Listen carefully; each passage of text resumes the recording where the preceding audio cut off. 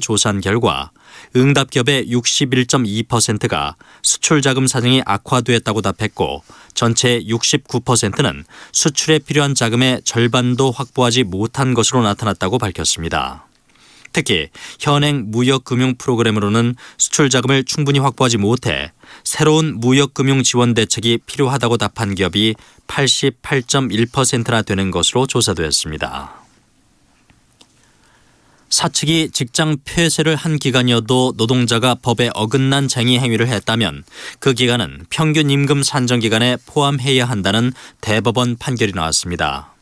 대법원 3부는 유성기업 노동자 김모 씨 등 105명이 회사를 상대로 낸 임금 청구 소송 상고심에서 직장 폐쇄 기간을 평균 임금 산정 기간에서 제외해야 한다는 취지의 원심 판결을 깨고 사건을 대전고법으로 돌려보냈습니다.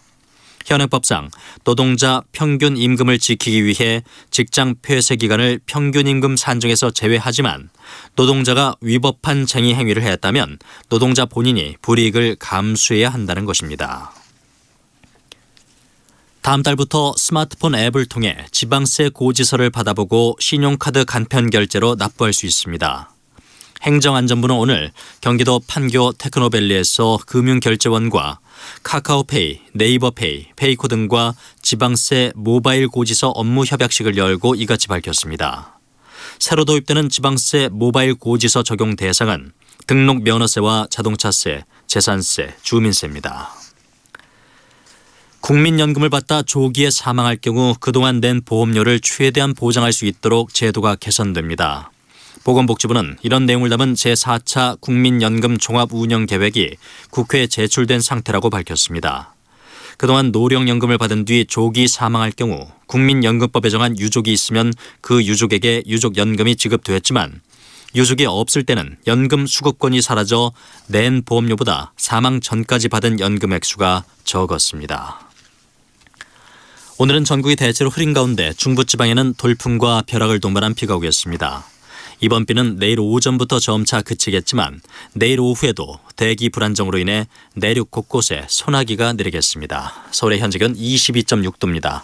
KBS 제1라디오 4시 경제뉴스 지금까지 아나운서 박노원이었습니다. 4시 10분입니다. KBS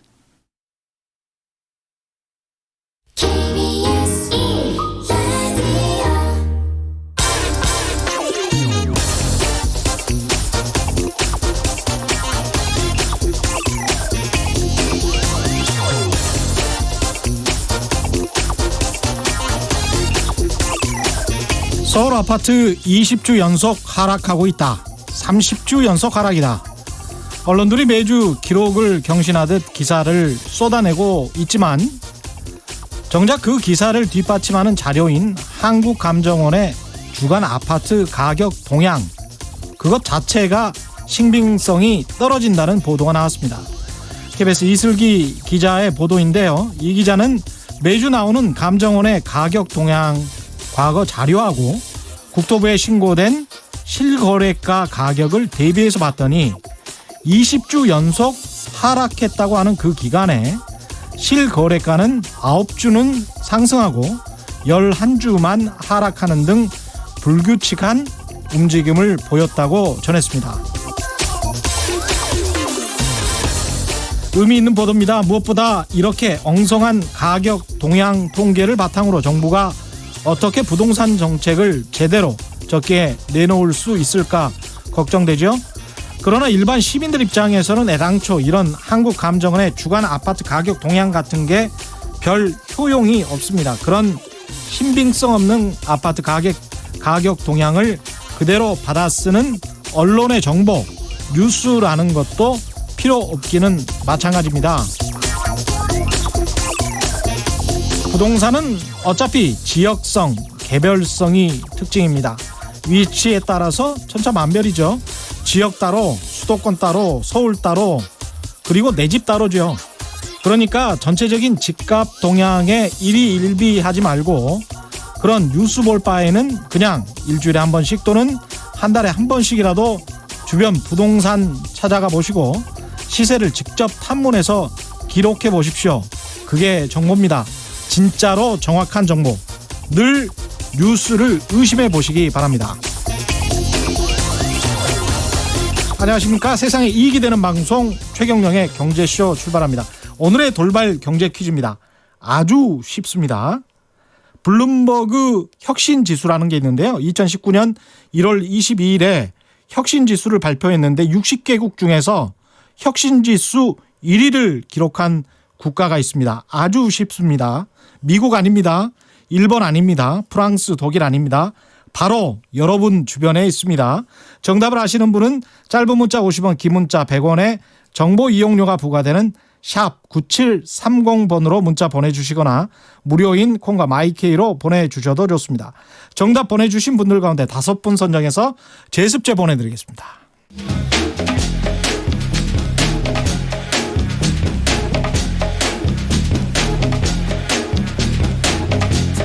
팩트 체크. 최경영의 경제쇼는 진실만을 전해드립니다. 예, 가짜 뉴스는 가라. 경제 뉴스의 오류 이변을 짚어주는 머니투데이의 최성근 이코노미스트 나오셨습니다. 최이코 안녕하십니까? 네, 안녕하십니까. 머니투데이의 최이코입니다. 예. 그리고 이번 주 함께 하실 분이죠. 어제 자칭 팟캐스트의 여신으로 자칭 아닙니다. 아니 스스로 그렇게 웃어서 소개하셨고요. 죄송합니다. 예, 정선영 씨 객관적으로 그렇다고 생각하시나 보죠. 네. 예, 놀랍습니다. 예, 유튜브로 확인이 가능하십니다. 어제 첫 시간 어떠셨어요? 예. 네, 그러니까 제가 오프닝에서도 말씀해 주셨듯이 네. 저 같은 경우에는 이제 뉴스 헤드라인만 보고서 우리나라 경제 상황이 요즘 이렇구나라고 많이 생각을 했었거든요. 네. 제가 알던 경제 상식과 어제 얘기해 주신 부분이랑 너무 달라서 네. 정말 제대로 그리고 정확하게 알아야겠다라는 생각을 했고요. 그렇죠. 네. 기초를 튼튼하게 이 프로그램을 통해서 다져서 가겠습니다. 아, 예, 좋습니다. 다양한 이면을 보시는 게 좋을 것 같습니다. 아주 훌륭한 말씀인데요. 최성근 이코, 네. 최이코 오늘 준비하신 주제가 뭡니까? 오늘은 아까 서두에 퀴즈 하신 것처럼 예. 이제 국가 경쟁력 지수라는 게 이제 국가 경쟁력 지수. 예, 매년 발표가 되고 블룸버그 아까는 혁신 지수였죠. 네네네. 예. 그러니까 국가 경쟁력을 뭐 국가별로 이제 측정을 해서 네. 이제 순위를 매기는 보통 그런 형식인데요. 아, 순위 이런 거 우리 되게 좋아하잖아요. 예. 성적, 순위. 그게 참 우리나라의 참 국민들의 좀 그 올림픽 할 때도 말이죠. 사실은 국가 순위, 예, 국가 그렇죠. 순위라는 게 예.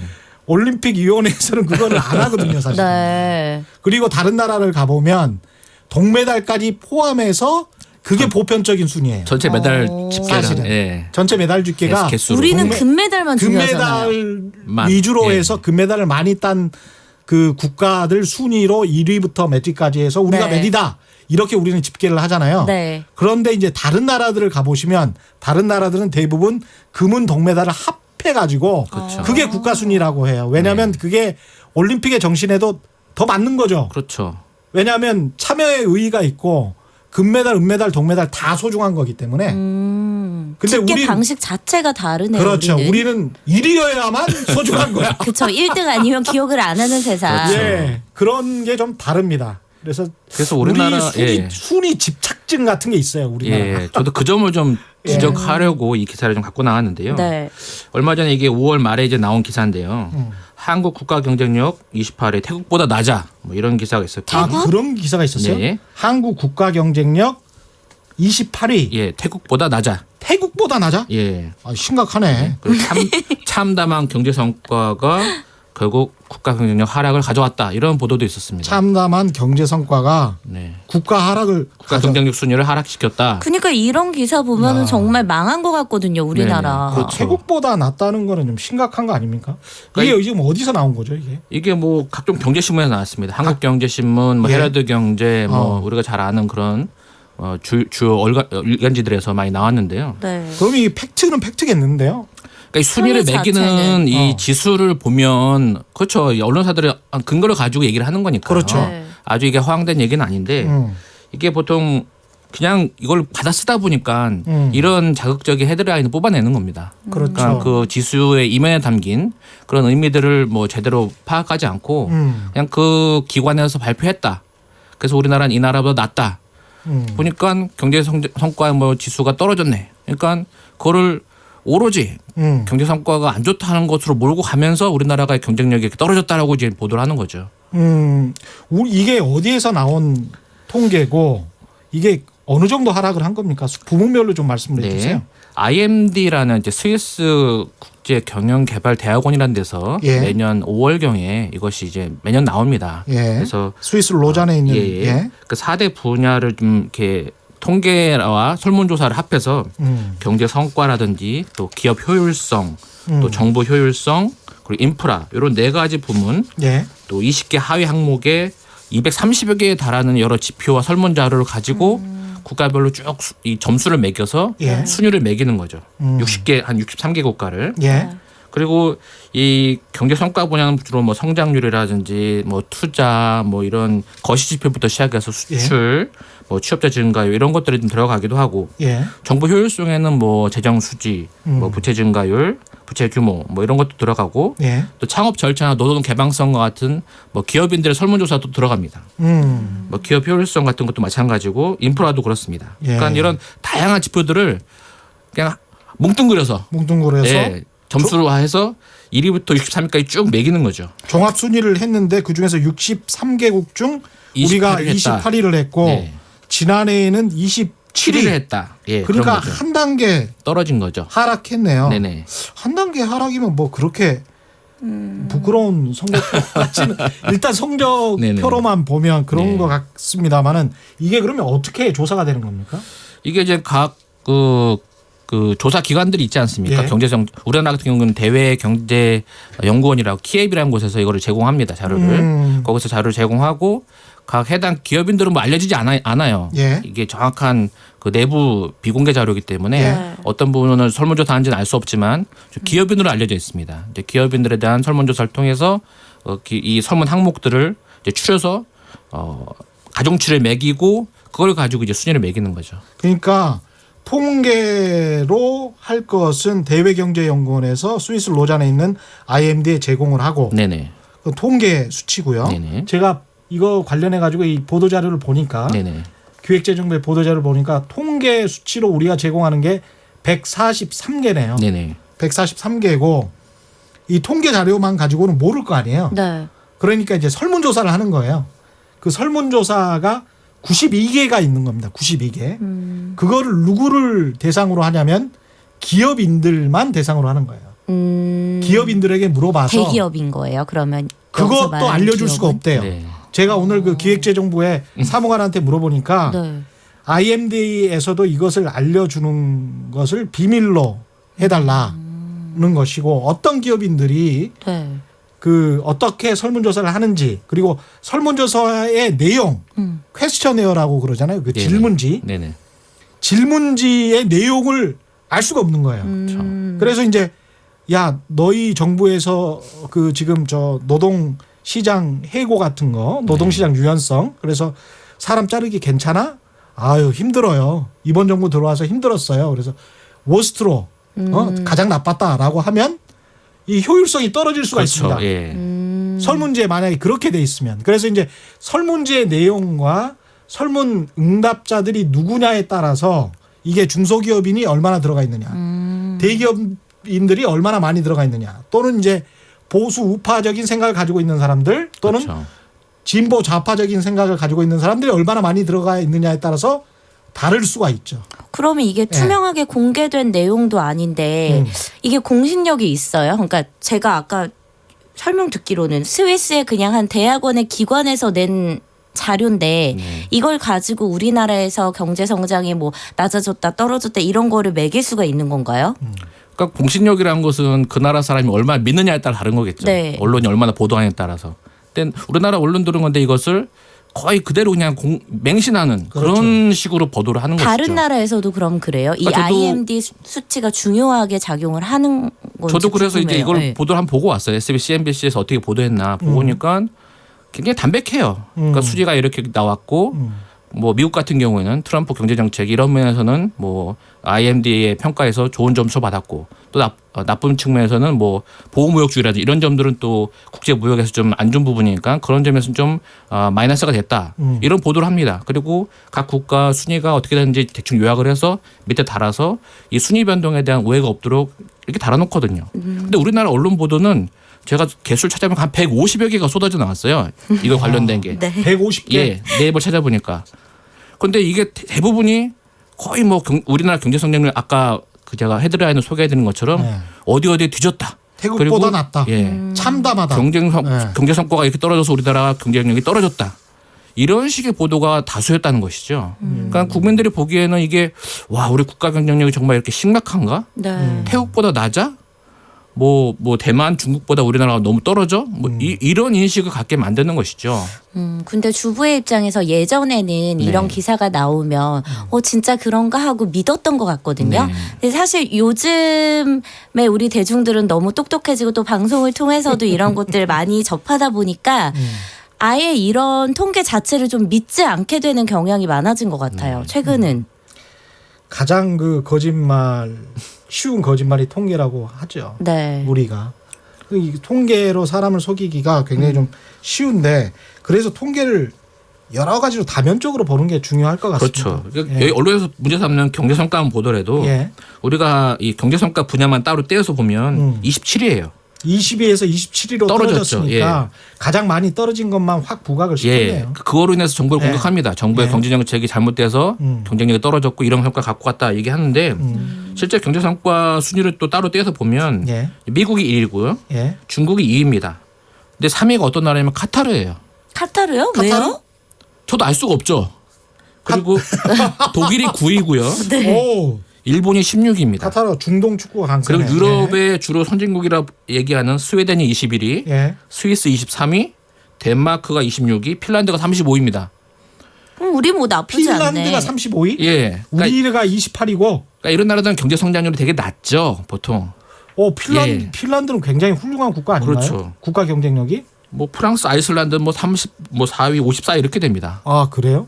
근데 태국이 8위예요. 태국이 8위. 그러니까 태국보다 우리나라가 경쟁력이 떨어졌다. 태국이 라는 8위. 보도가 나오는 게 바로 이런 겁니다. 제가 이 순위를 보니까 국민 여러분 네. 아주 좋은 소식이 있습니다. 저희가 지난해 27위에서 28위로 한 계단 떨어졌습니다만은 1번보다는 높습니다. 일본 몇이에요? 1번이 30위입니다. 네. 1번이 25위에서 30위로 떨어졌습니다. 그렇죠. 예. 그리고 이거는 아베 신조 수상이 네. 총리가 상당히 적극적으로 우파 정책을 취하고 세금도 인하하고 금리도 인하하고 이랬는데 왜 이렇게 떨어진 거예요? 그러니까 여기는? 이거를 알 수가 없네. 뭐 저성장이랑 측면이 감안된 네. 것 같고요. 뭐 부채도 높고 뭐 네. 그런 거시경제 측면에서 좀 그런 점들이 가만히 된 것 같은데 예. 어찌 됐거나 이런 것들이 우리가 알고 있는 상식과는 잘 맞지 않는다. 이런 점을 좀 말씀을 드리고 싶고 아까 잘 서두에도 읽어야 되겠네. 잘 부동산 읽어야 말씀하셨잖아요. 이게 감정원에서 막 발표하는 것과 예. 실거래가가 다르다. 맞아요. 국가마다 산업 구조도 다르고 경제 구조도 다르고 처한 환경도 다 다릅니다. 근데 이거를 그냥 뭉뚱그려서 하나의 기준으로 순위를 매긴다는 것 자체가 이것도 역시 오역 또 오도된 해석을 가져오기 쉬운 그런 측면이 강한 것이죠. 그리고 정성적 평가도 일부 꽤 많이 그렇죠. 들어가기 때문에 그런 부분도 우리가 감안을 해야 되는데 그러한 고려 없이 이것을 그대로 헤드라인만 보고 받아들이게 된다면 이게 상당히 좀 불안감을 또 자극할 수 있는 이게 통계 예. 143개 이거는 뭐 각국에서 비교할 수 있는 수치라고 해서 그나마 좀 믿을 수 있겠습니다만은 설문 92개 중에 설문조사가 모두 해당 국가의 기업인들을 대상으로 실시된다는 게 그게 그렇게 되면 정말. 이제 기업 정책이 있어서 아무래도 친기업이냐 반기업이냐 그렇죠. 친대기업이냐 반대기업이냐 그렇죠. 친중소기업이냐 반중소기업이냐에 따라서 네. 기업인들이 느끼는 정부 정책, 경제 정책에 대한 평가가 다를 수가 있기 때문에 이거는 상당히 좀 우스운 거네요. 네. 예. 그래서 이게 예전부터 문제가 좀 되어 왔어요. 전문가들 사이에서는. 근데 폴 크루그만이라는 경제학자가 네. 이런 말을 했습니다. 국가는 기업과 달리 네. 단순히 지표 하나로 핵심 내용을 표현할 수 없기 때문에 예. 경쟁력 개념은 국가에 적용될 수 없다. 이런 말씀하셨습니다. 그러니까 뭐 개별 기업이라든지 상품이라든지 이런 데는 경쟁력이라는 개념이 들어갈 수 있죠. 네. 근데 국가라는 커다란 단위는 각 나라마다 아까 말씀드린 대로 경제 구조라든지 산업 구조, 처한 환경 모든 것이 다 다르기 때문에 제도부터 시작해서 이거를 경쟁력이라는 이름으로 포장해서 순위를 매기는 것은 어떻게 보면 되게 좀 아이러니한 일이죠. 그러네요. 네. 이 IMD 국가 경쟁력 지수만 있는 겁니까? 다른 지수도 없습니까? 다른 지수는 없습니까? 다른 지수도 있습니다. 어떤 게 있나요? WEF라는 예. 세계 경제 포럼이라는 여러분이 월드 예, 이코노믹 포럼 예. WEF 이거 굉장히 여러분이 좀 유명한 건데. 4차 산업혁명 뭐 이런 예, 예. 거를 처음 제시한 그런 포럼이기도 하죠. 예. 거기서 나온 것도 이제 연말에 이건 주로 나오는데요. 예. 이건 우리나라가 지난해 보시면 이 2017년 26위에서 11단계나 올라간 15위를 차지합니다. 오.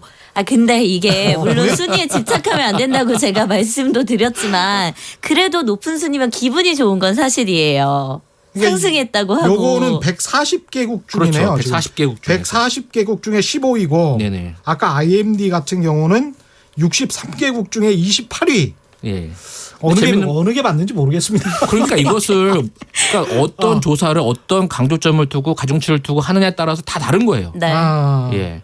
WEF 이거 세계 경제 포럼 국가 경쟁력 지수는 세부 항목이 뭐 어떤 것들입니까 그러면? 세부 항목은 보통 예. 보시면 이 국가 경쟁력에 관련된 뭐 ICT 보급률, 예. 뭐 인프라, 예. 혁신 역량, 예. 뭐 이런 것들이 들어가고요. 예. 뭐 거시경제 안정성 같은 경우는 우리나라가 지난해 1위를 차지했습니다. 거시경제 안정성이 예. 안정성이 1위라고요? 거시경제의 무슨 안정도. 말이에요? 그러니까 거시경제가 얼마나 안정적인가를 평가하는 건데 거시경제가 뭐예요? 거시경제 매크로 이코노미. 네? 그러니까 어려운 뭐 말 설명해 말고 주세요. 쉽게 예, 예. 설명해 쉽게 주세요. 설명- 거시경제라는 건 네. 큰 하나의 국가 경제를 이제 보는 단위이기도 한데요. 네. 뭐 우리가 쉽게 말하면 경제 성장률이라든지 네. 뭐 수출, 뭐 고용, 뭐 이런 것들을 주로 보는 그런 단위입니다. 그래서 그런 부분에서 우리나라가 다른 나라에 비해서 안정적이다라고 예. 말을 하는 것이죠. 그런데 아까 말씀드린 IMD에서는 경제 성과가 떨어졌다 이렇게 보니까 이게 안정성을 중요시하느냐 아니면 뭐 GDP 성장률을 가지고 좀 평가하는 이거에 따라 좀 차이가 있어요. 각 상당히 많은 지수마다. 차이가 있네. 예. 그러니까 이것을 어느 부분에 우리가 이 주안점을 두고 이 지수를 보느냐에 따라 다르고요. 예. 또 하나 말씀드리면 블룸버그 혁신지수. 블룸버그 혁신지수. 예, 아까 그거 전에 네네.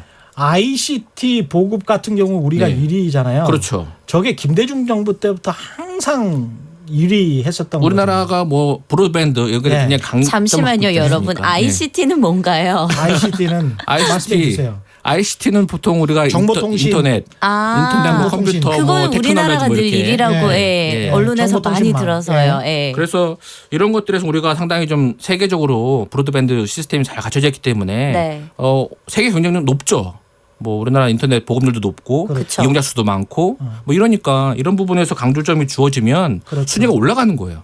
그런데 이제 소프트웨어 개발 뭐 이런 쪽으로 가면 또 떨어질 거란 말이죠. 그렇죠. 똑같은 ICT 내에서도 그러니까 하드웨어 쪽은 우리나라가 강한데 네. 소프트웨어 쪽은 또 약하단 말이에요. 네. 그러니까 그걸 순위에 경쟁력에 넣느냐 안 넣느냐에 따라서 이거 왔다 갔다 할 수가 있는 네. 거죠. 또 그걸 이 설문하신 분들이 얼마나 주안점을 두느냐 이거에 대해서 뭐 얼마나 강조점을 주고 가중치를 두느냐 이거에 따라 달라지는 거예요. 그럼 이런 세부 항목들도 매년 달라져요?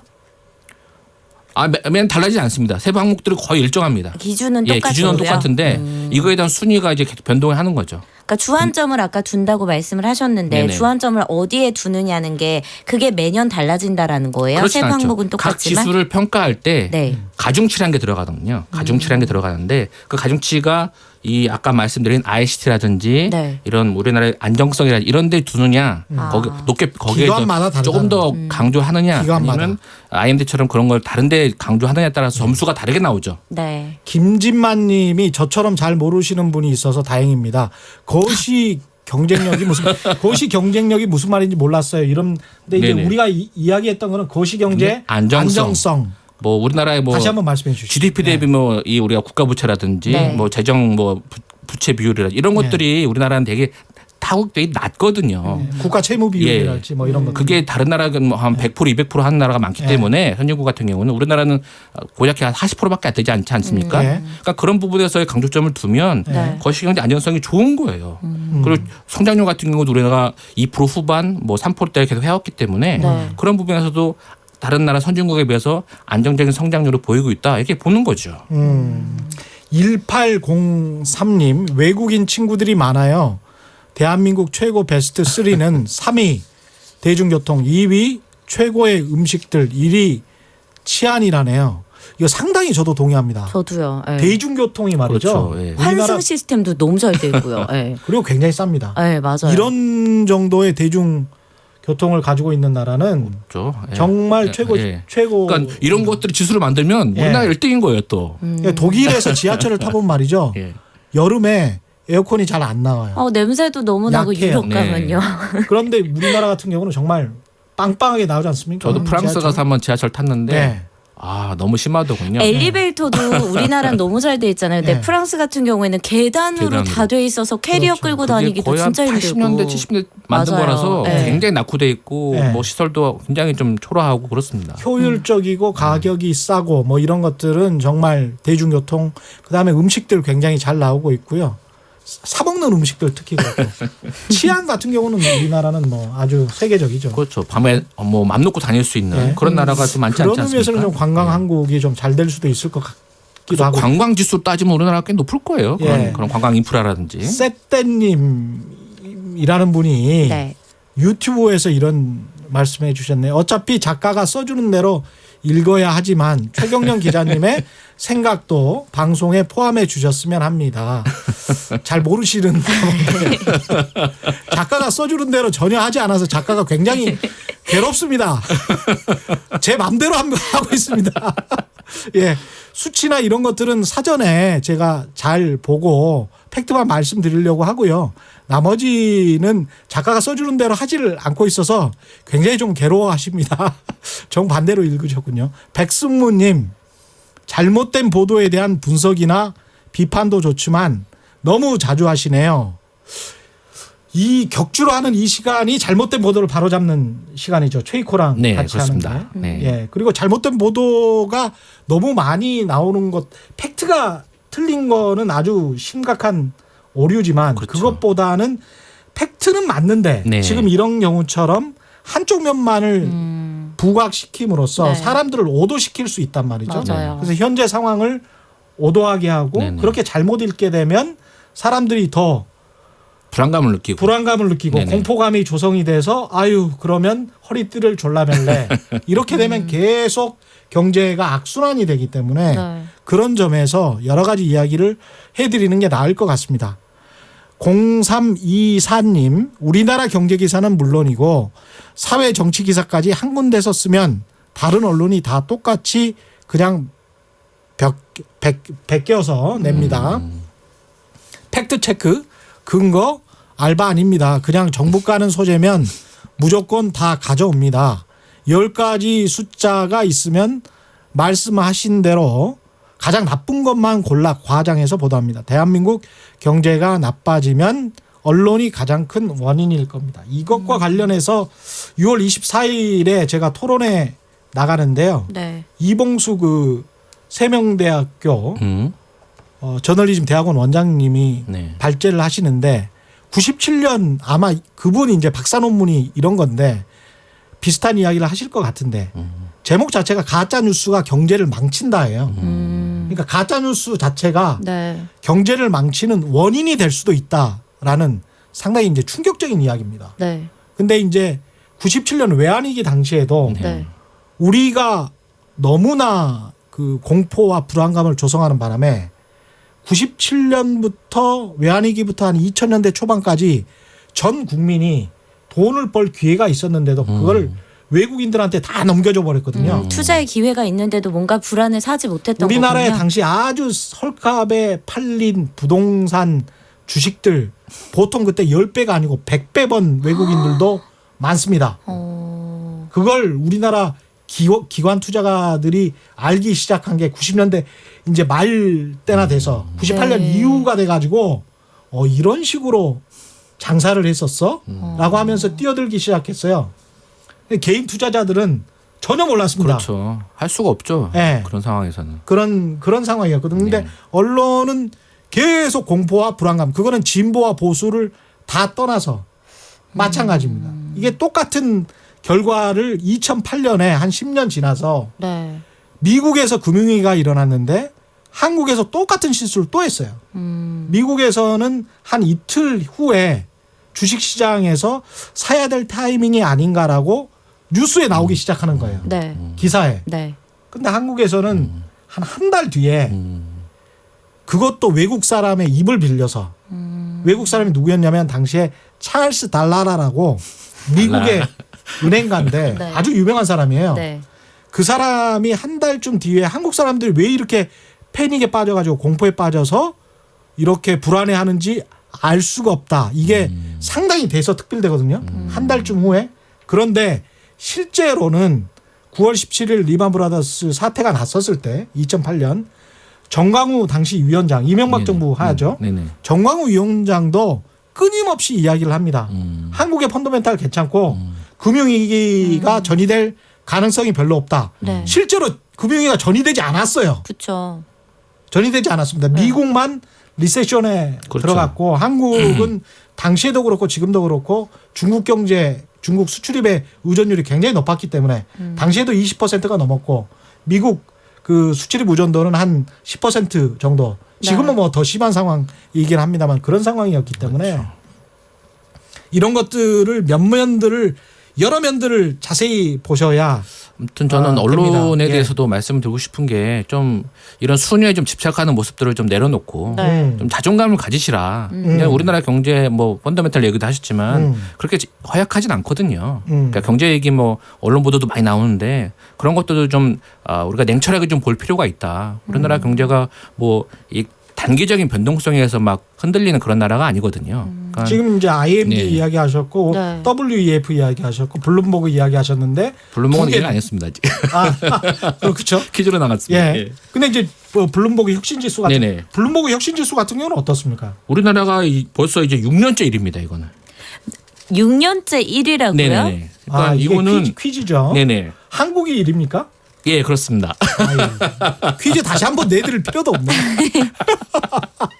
그러니까 이거는 뭐 6년째. 네. 이거- 우리나라 강점이 있는 뭐 네. R&D 연구개발 네. 뭐 집중도라든지 또 제조 부가가치, 그 첨단 기술, 뭐 교육 효율성, 연구 집중도 이런 것들을 집중해서 이제 지수를 만들기 때문에 예. 우리나라 순위가 굉장히 높게 나오는 거죠. 그러니까 다른 나라들은 여기서 좀 약간 떨어지고. 그러니까 이거를 지수를 좀 이렇게 균형 있게 봐야지 하나만 가지고 국가 경쟁력이 뭐 어디보다 뒤졌네. 뭐 우리나라 성과 때문에 경쟁력이 후퇴해서 걱정이네 이런 것들을 자꾸 보도하기 시작하면 이건 좀 사실과는 좀 거리가 멀다. 아니 보도하는 건 네. 괜찮죠. 보도하는데 너무 과장돼서 과장해서, 부풀려서 그렇죠. 한쪽 면만 보도하면 굉장히 좀 그 나라 전체적으로도 힘들어지고 사람들이 현실 파악을 하는데도 어려움을 겪게 되는 거죠. 그렇죠. 그렇죠. 근데 이제 아까 IMD 같은 경우도 지금 제일 안 좋게 나온 곳이 IMD밖에 그러면 없는 거네요. 그렇죠. IMD, WEF, 그다음에 아까 블룸버그. 이 외에도 지수가 엄청 많습니다. 뭐 삶의 질 지수, 뭐 여러 뭐 이런 것들이 포함해서 네. 엄청 많습니다. 근데 안 좋은 것만 이제 부각해서 보도하는 것은 좀 바람직한 보도 형태는 아니고 좀 균형 있게 좀 보도를 해야 좀 국민들에게 좀 더 정확한 정보를 줄 수 있지 않나 싶습니다. 근데 이게 아무리 그러니까 지수가 다 다르다고 하더라도 네. 이게 1위도 있고 28위도 있고 너무나 이 순위 차이가 많이 나는 그렇죠. 게 그렇죠. 네, 일반인들 입장에서는 이거 뭐지라는 생각밖에 안 들거든요. 네. 1위하고 2위가 이제 도시국가들인 게 상당히 좀 특징적이에요. 그렇죠. IMD 같은 경우는 싱가포르하고 홍콩이 항상 1, 2위를 다퉈왔구만요. 네네. 예, 그런 것들이 굉장히 이제 IMD는 높은 평가를 하고 있는 것 같습니다. 그런 나라든 뭐 개방도가 뛰어나고 뭐 이런 뭐 영어도 잘 사용하고 뭐 네. 이런 금융 순위에 시스템이 있어서. 굉장히 좀 선진화돼 있고 이런 부분들이 많이 강조가 된 것 같아요. 한국 같은 경우도 아마 서울 한 곳만 떼서 이야기를 하면 IMD 같은 순위로는 상당히 높아질 수 있을 가능성이 있네요. 보니까. 네. 예. 그리고 이제 전년도 1위를 기록했던 미국은 이제 3위로 추락을 했단 말이죠. 그리고 독일이 계속 지금 문자가 와 있네요. 7346님. 개인 택시 자영업자입니다. 이렇게 성적이 좋은 나라인데 택시비는 왜 제일 쌉니까? 최근에 오르지 않았나요 택시비? 예. 이렇게 그 이익이 상충되는 게 네. 자본주의인 것 같습니다. 또 이런 말씀을 하시잖아요. 쌀값은 왜 27%나 올랐나요? 이런 문자는 안 왔습니다만 저희가 지난번에도 이야기를 네네. 했습니다만 그렇죠. 쌀값 이 조선일보였죠. 네네. 그러니까 전체적으로 물가 상승률이 1.6% 정도 되죠. 그렇죠. 네네. 1.9에서 1.5%로 네. 2017년에 1.9%였고 네네, 그렇죠. 2018년에 1.5%로 오히려 하락했는데 네네. 쌀값하고 소주값이 굉장히 올랐다라는 거를 대서특필을 했단 말이죠. 쌀하고 그때 오징어. 오징어 예. 값이 많이 오징어값 올랐다. 많이 올랐어요. 제가 왜냐하면 반찬으로 매일매일 하다 보니까 이거는 정말 그게 실생활에 와닿거든요. 140개 중에서 딱 네. 3개예요. 20% 이상 오른 그렇죠. 게. 그것만 아. 과장. 근데 쌀값이 오르는 거는 지금 이게 택시비가 싼 것처럼 택시 운전기사들은 택시비가 싼 게 기사님들은 굉장히 불만인 것이고 그렇죠. 쌀값이 너무 싸면 농민들이 불만이잖아요. 그렇죠. 그래서 쌀값이 어느 정도 오르면 또 농민들은 그걸 통해서 그 생계를 유지할 수가 있기 때문에 네. 그렇죠. 농민들 서로 간에 고려해야죠. 이제 예. 플러스 마이너스가 있는 거죠. 그래서 전체 국민 경제로 봤으면 쉽습니다. 송문방님, 국민들이 기분 좋은 이런 기사를 왜 블룸버그 혁신지수 이야기하는 거군요. 이런 거는 근데 진짜 잘 안 경제지는 내보내는 보도하지 것 같아요. 않는지. 예. 그러니까 이게 지수가 오르는 건 잘 보도가 안 돼요. 그러니까 저는 예. 좋은 뉴스가 좀 많이 나왔으면 좋겠어요. 떨어지는 것만 예. 강조해서 많이 보도하는 경향이 많습니다. 예. 예, 오늘은 여기까지 해야 될 것 같습니다. 같이 나가셔야 될 것 같아요. 예. 예, 오늘 말씀 감사하고요. 지금까지 머니투데이의 최성근 이코노미스트 그리고 청강색으로 함께한 정선영 씨와 함께했습니다. 고맙습니다. 감사합니다.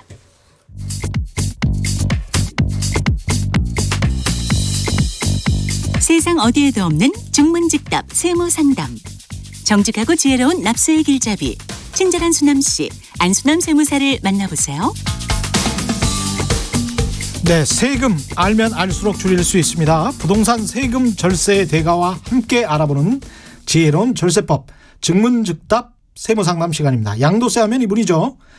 디테일 안테일입니다. 최경영의 경제쇼 공식 자문세무사인 세무법인 다솔의 안수남 대표 세무사 나오셨습니다. 안녕하십니까? 네, 안녕하세요. 예. 네. 부동산 세금에 대해서 궁금한 점 있으신 분들은 인터넷 콩 게시판이나 샵 9730번 문자로 문의 주시기 바랍니다. 샵 9730번의 경우 짧은 문자 50원, 긴 문자 100원의 정보 이용료가 부과됩니다. 이번 주 양도소득세에 대한 궁금증 또 풀어보겠습니다. 주의해야 할 것이 집을 거래할 때 이때뿐만이 아니고 재개발, 재건축 아파트의 경우도 청산금을 지급받을 때 이때도 뭐 양도소득세를 냅니까? 그러니까 이제 종전부동산 평가액이요. 예. 신축 아파트 분양가보다 이제 더 클 때는 청산금을 돌려받는 거예요. 그렇군요. 네. 그러니까 개념이 그렇게 된다는 말이죠. 그렇습니다. 아. 이제 종전부동산 평가액이 더 작으면 추가 건축비를 내는 거고, 예. 더 크면 청산금을 돌려받게 되는데, 그렇죠. 그게 이제 저기 종전부동산 일부를 지분으로 양도한 거나 같이 보는 겁니다. 아, 그렇군요. 네. 그러다 보니까 이제 1세대 1주택자일 경우는 비과세가 되는데 다주택자일 경우는 조정 대상 지역의 경우에 중과세가 될 수가 있어요. 그러니까 1세대 1주택이면 청산금도 비과세를 받을 수 있다. 그렇습니다. 예, 똑같이, 상관없다. 네, 예. 상관이 없는데 예. 다주택자 경우는 이제 일반 세금을 낼 수도 있고 조정 대상 지역의 경우는 중과세까지 될 수가 있으니까 사전에 꼭 전문가한테 상담 받으셔야 됩니다. 그렇군요. 네네. 이건 몰랐던 상식들이 굉장히 많습니다. 네. 재개발, 재건축 청산금은 예. 조합마다 지급 시기가 다르다는데 예. 그럼 양도 시기를 언제로 봐야 합니까? 요게 이제 종전에는 해석이 여러 가지가 있었는데요. 예. 지금은 이제 국세청에서 심플하게 정리를 해 주셨어요. 예. 잔금을 지급받은 날하고 예. 등기 접수일하고 예. 둘 중에 빠른 날이에요. 둘 중에 빠른 날 그냥. 그래 청산금을 전체를 다 일괄을 다 잔가에 받아버렸거나 예. 아니면 지금 신축 아파트가 등기가 나는 날이 있거든요. 예. 그 등기 날 때까지도 아파트 청산금을 안 줬다면 그 등기 나는 날에 지분이 넘어갔다고 인정을 해서 예. 양도 시기로 판단하는 겁니다. 그렇군요. 예. 1주택 1가구 1주택자라도 예. 조합원 입주권에 대해서 비과세를 못 받을 수도 있습니까? 관리처분 계획 인가일 이전에 했던 양도를 하면은 예. 주택 양도가 돼요. 예. 그런데 관리처분 계획 인가일 이후에 양도를 하면은 예. 이거는 조합원 입주권 양도입니다. 그러니까 주택 양도하고 입주권 양도는 전혀 다른데요. 예. 그다음에 이제 비과세 받는 것도 약간 차이가 있어요. 그래서 예. 주의를 하셔야 됩니다. 그렇군요. 그래서 장기 임대 주택을 갖고 있는 상태에서 예. 내가 거주 주택을 양도하면 비과세 받는데 지장이 없어요. 비과세 받을 수 있습니다. 예. 그런데 관리처분 떨어진 상태에서 조합은 입주권을 양도할 때는 비과세를 안 해줘요.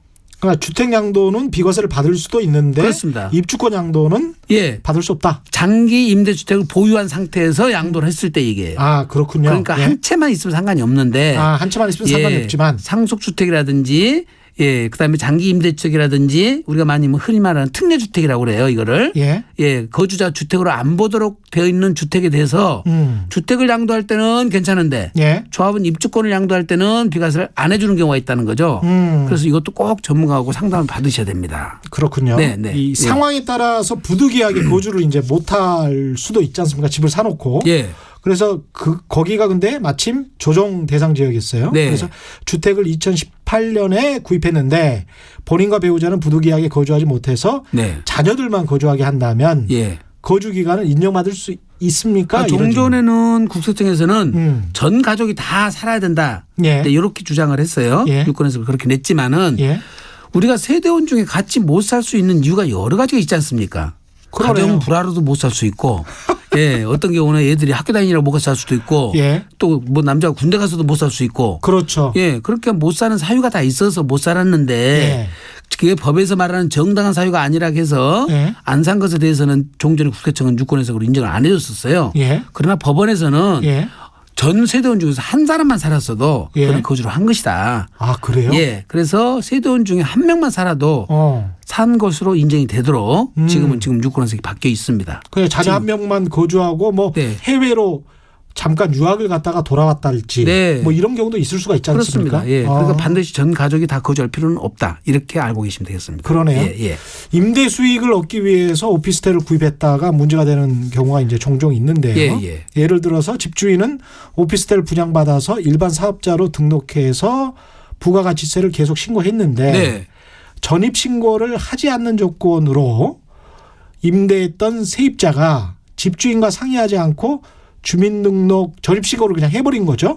그래서 1세대 2주택이 돼서 양도세 비과세 적용이 안 되는 경우입니까 이거는? 그러면? 지금 이제 오피스텔이 제일 문제예요. 지금 말씀하신 대로 이제 분양받을 때 부가세를 환급을 받게 되거든요. 환급 받으면서 계속해서 이거를 추징을 안 당하려고 일반 사업자로 등록을 되어 있어야 돼요. 그러면 세입자가 주거용으로 써버리면 안 되거든요. 그렇죠. 그래서 특약상으로 주민등록을 전입하지 말라 하고 특약을 맺어놨는데 세입자가 그걸 집주인한테 통보 안 하고 그냥 옮겨버린 거죠. 그래서 실제 주거용으로 썼다는 것이 확인돼 버리면 일반 사업자로 부가세를 신고를 했다 하더라도 주택으로 인정돼 버려요. 그럼 본인이 주택수가 두 채가 돼볼 거 아닙니까? 그래서 1세대 1주택 비과세인 줄 알고 팔았다가 이 오피스텔 때문에 2주택이 돼서 비과세는커녕 중과세 받는 경우도 있어요. 그러네. 세금 폭탄 떨어집니다. 그래서 오피스텔을 갖고 계신 분들은 이런 특약상 써놓고 주택으로 쓰면서 괜찮을 거다 이렇게 생각하시면 안 돼요. 그러네요. 반드시 그건 거주용으로 쓰면 주민등록 전입에 상관없이 주택으로 간주될 수 있다는 걸 꼭 기억하셔야 됩니다. 그러네요. 이런 경우에 이제 세입자는 불안하니까 나중에 혹시 뭐 전세금 돌려받지 못할 경우도 있고 그럴 거니까 이제 주민등록증을 전입했을 거란 말이죠. 그렇죠. 확정일자 받으면서 주민등록도 전입시켜놔 버리고. 소유자 입장에서 봤을 때는 당신이 아무리 민간계약 사적계약이라고 계약을 위반한 건데 뭐 이렇게 하면서 이제 좀 화가 났을 거는 같습니다. 소유자 입장에서는. 소유자 입장에서는 구제받을 방법은 없습니까? 지금 현재 그렇게 특약상을 그렇게 써가지고는 저희들이 봤을 때는 구제받기 힘들다고 보여지고요. 이제 가령 이럴 수는 있죠. 주거 용도로 아예 쓰지 못하게 특약을 맺을 수가 있겠죠. 이거는 오피스로만 써라. 오피스로만 써라. 주거 용도는 절대 쓰지 마라. 원래 용도로 써라. 불법적으로 용도 변경을 해서 쓴다든지 이러면 그거는 우리가 손해배상을 청구하겠다. 그러네요. 이렇게 특약을 맺었다면 그거는 조금 달라요. 이제. 왜냐하면 그걸 매일 세입자가 뭘로 쓰는지 거기서 잠을 자는지 살림하는지 들여다볼 수도 없지 않습니까? 그러네. 그렇게 특약이 맺어졌다면 조금 억울함이 있다고 말할 수도 있는데 주민등록을 전입하지 말라 이 뜻은 거주용으로 이미 쓴다는 것을 알고 세를 준 거예요. 사실상 불법적인 일을 하겠다. 그렇죠. 이런 이미 이야기잖아요. 쓴 거를 알면서 주민등록 옮기지 말라고 눈 가리고 아웅한 거라서 이거는 구제받기 힘들다고 봐야죠.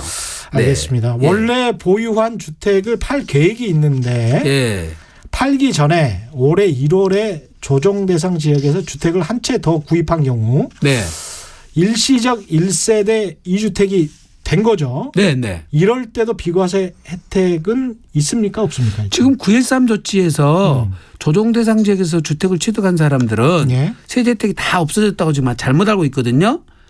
저도 그렇게 생각했는데. 예, 9월 14일 이후에 취득한 주택에 대해서는 예. 장기 임대주택으로 등록이 되더라도 예. 다주택자 중과세 규정, 그다음에 종부세 합산 배제 이런 혜택을 안 준다는 것이지. 예. 지금 보시면 일시적 1세대 주택 요 요건까지 없앤 건 아니고요. 아 그렇군요. 예, 다만 그 일시적 1세대 2주택은 예. 새로운 주택을 취득하고 3년 이내에 양도하도록 돼 있었는데 이거를 2년으로 단축시켰어요. 예. 그러니까 이제 축소한 것은 맞지만 예. 혜택을 폐지한 건 아니에요. 예. 그래서 2년 안에 팔아야 된다. 음. 이렇게 알고 계시면 될 것 같습니다. 네, 오늘 말씀은 여기까지. 전화가 있군요. 네. 예, 전화 받겠습니다. 여보세요. 네, 여보세요. 예, 말씀하십시오. 그 재건축 재개발 조합원에 대한 양도가 아니고요. 예. 지역주택조합 아파트에 대한 양도거든요. 예. 요즘 이제 지역주택조합 아파트라고 있지 않습니까? 예. 그게 이제 서울에 10년 이상 된 비과세 요건을 거주한 일가구인데요. 예.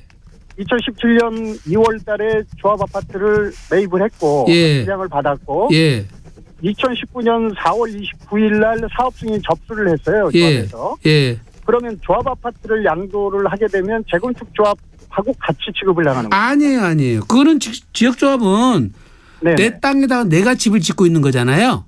그렇죠. 예. 재개발 재건축은 그건 주택수에 포함되지만 이거는 완공될 때까지 주택이 아니라서 재개발 재건축하고는 전혀 다릅니다. 그럼 지역주택조합은 분양권으로 인정되는 시기가 그거는 주택으로 인정되는 시기가 네네. 완공된 날이에요. 완공된 네. 기준으로 이제 1주택의 여건을 주택수에 들어가는 겁니다. 네. 그러면 지역주택조합 아파트는 입주 전까지는 주택수에 포함되지 않는다. 그렇습니다. 포함되지 않습니다. 네. 예. 네. 예, 감사합니다. 네, 감사합니다. 예, 오늘은 여기까지 하겠습니다. 오늘 말씀 감사합니다. 세무법인 다솔 안순남 대표 세무사와 함께했습니다. 고맙습니다. 감사합니다. 예. 네, 민경희님, 대한민국 경제가 좋아도 나빠도 내 나라 그냥 사랑하렵니다. 전 한국 사람이니까요. 저도 그렇습니다. 민경희님 선물 드리겠습니다. 유튜브에서 헤이든님이 24일 토론 어디서 하시나요? 이렇게 말씀하셨는데요. 미디어 공공성 포럼 2019 특별기획 세미나는 6월 24일 월요일 저녁 6시 30분에 전태일 기념관 4층 교육실에서 합니다. 한국언론정보학회 주최를 하니까요. 시민 여러분도 오실 수 있습니다. 저는 KBS 최경영 기자였고요. 지금까지 세상에 이익이 되는 방송 최경영의 경제쇼였습니다. 고맙습니다.